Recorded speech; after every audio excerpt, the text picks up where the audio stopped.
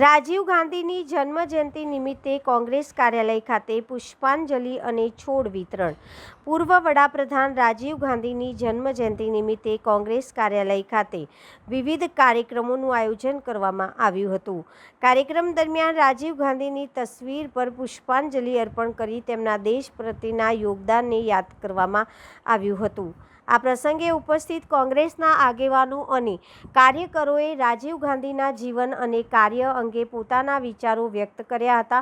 ખાસ કરીને ભારતને આધુનિક ટેકનોલોજી અને આઈટી ક્ષેત્રે આગળ લઈ જવાના રાજીવ ગાંધીના મહત્વપૂર્ણ યોગદાનને યાદ કરવામાં આવ્યું હતું. કાર્યક્રમના ભાગરૂપે કોંગ્રેસ કાર્યાલયની બહાર છોડ વિતરણ પણ કરવામાં આવ્યું હતું. પર્યાવરણ જાળવણી અને હરિયાળીને પ્રોત્સાહિત આપવાના સંદેશ સાથે કાર્યકરો દ્વારા લોકોને છોડનું વિતરણ કરવામાં આવ્યું હતું.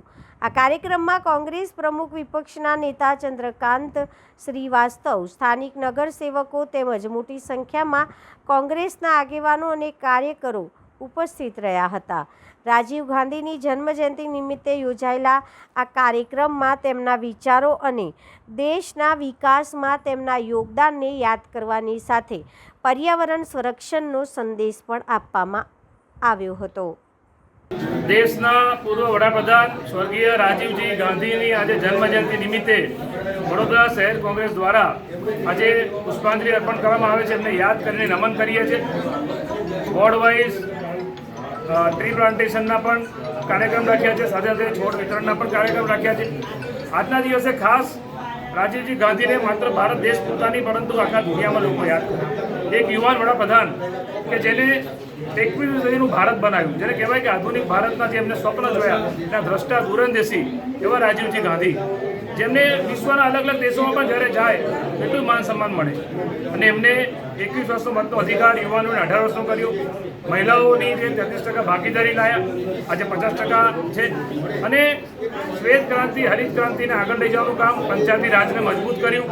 આ તમામ કાર્યો બહુ ઓછા સમય માટે વડાપ્રધાન રહ્યા, પરંતુ એવા કાર્યો કર્યા કે જેનો લાભ આજે પણ દેશની પ્રજાને મળે છે. એવા રાજીવજી ગાંધીને નમન કરીએ છીએ, યાદ કરીએ છીએ આજે એમની જન્મજયંતિ. રાજીવજીની જન્મજયંતિ છે.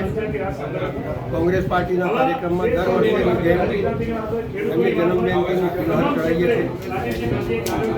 રાજીવ ગાંધી 40 વર્ષની અંદર યંગ યુવા નેતા તરીકે પ્રધાનમંત્રી એવા સમયે બનેલા જ્યારે એમની માતાના દેહાંત થઈ ગયેલું ગોળીબારીને, અને તેવા સમયે દેશમાં કોમી ફાટી એવા સમયે દેશની એકતા અને અખંડતા બની રહે એટલે કરફ્યુ લગાડી જે લોકો ગુના કરેલા એમને અંદર કર્યા અને દેશને શાંત પાડી.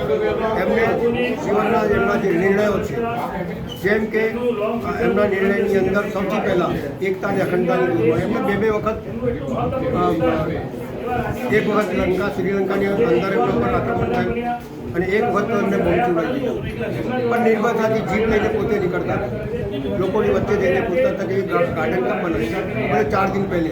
એટલે ભ્રષ્ટાચાર કઈ છુપાયેલું છે એ વાત સવાલ એમને લોકોએ બહુ બદનામ કર્યા, પણ કોઈ કર્યા નહીં. અટલ બિહારી વાજપેયીને બી જો દવાખાનામાં મોકલીને એમને સારા કરતા હોય તો વિરોધ પક્ષ જેવું કંઈ નથી એમના મનમાં. એમના મનમાં બધા ભેગા મળી આ દેશની પ્રગતિ તરફ જાય. એટલા જ માટે એમને 33% મહિલાને સીટો આપી, જેથી જે જમાનાની અંદર સીટ આપી જેનો તે જમાનાની અંદર ભોગવવાની પ્રથા મહિલાઓની કોઈ વેદના સાંભળતો નથી. એટલે પંચાયતી રાજ અને કોર્પોરેશનની અંદર એ લોકોએ 33% મહિલાઓને સીટ આપી અને એના લીધે ઉત્થાન થયું. ઘણા રાજ્યો પંચાયતી રાજ્યોને મજબૂત કરવું, તમામ અનેક કામો આઈટી, ટીવી, મીડિયા જે જોઈ રહ્યા છે રાજીવજીની લીધે ભલે કોઈ આજે શહેર લે પણ કોંગ્રેસ પાર્ટીના તમામ કાર્યકર્તાને કે અન્યાય જ્યાં પણ થાય, ભ્રષ્ટાચાર જ્યાં બી થાય ત્યાં લડવાની હિંમત રાખે. જેમ એમની સામે હતી કોઈ સારા ગભરાયા નહીં. આ રીતે કોંગ્રેસ પાર્ટીને મજબૂત કરવા માટે આજે છે કે નહીં, એમનો ધ્યેય હતો કે પાર્ટી રહે કે નહીં રહે, પાર્ટી છે કે નહીં એવું નહીં.